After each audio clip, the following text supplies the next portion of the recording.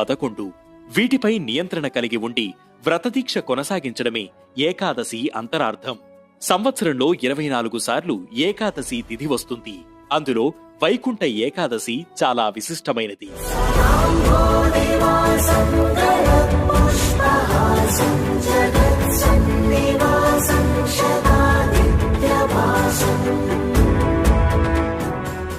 పుష్యమాసం శుక్లపక్షంలో వచ్చే ఏకాదశిని సర్వేకాదశి, వైకుంఠ ఏకాదశి, ముక్కోటి ఏకాదశి, మోక్షద ఏకాదశి అని పిలుస్తారు. ఇది సూర్యుడు దక్షిణాయనం నుంచి ఉత్తరాయణానికి ప్రవేశించడానికి ముందు వచ్చే ఏకాదశి. ఈ రోజున మహావిష్ణువు గరుడ వాహనంపై 3 కోట్ల మంది దేవతలతో కలిసి భూలోకానికి దిగివచ్చి భక్తులకు దర్శనమిస్తారు.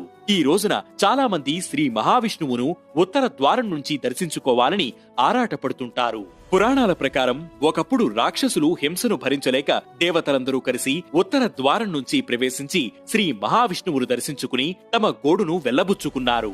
అప్పుడు శ్రీహరి అనుగ్రహించి రాక్షసుల బాధ నుండి విముక్తి కలిగించాడని, అందుకే ఉత్తర ద్వారం దర్శనం చేసుకుంటే మనల్ని వెంటాడుతున్న సమస్యలన్నిటికీ పరిష్కారం లభిస్తుందని భక్తుల నమ్మకం.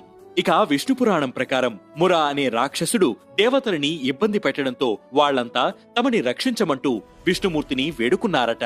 దాంతో స్వామి అతడిని అంతమొందించేందుకు సిద్ధమయ్యాడట. అది తెలిసిన అసురుడు సముద్ర గర్భంలో దాక్కోవడంతో విష్ణుమూర్తి కూడా ఓ గుహలోకి వెళ్లి నిద్రిస్తున్నట్లుగా నటించాడట.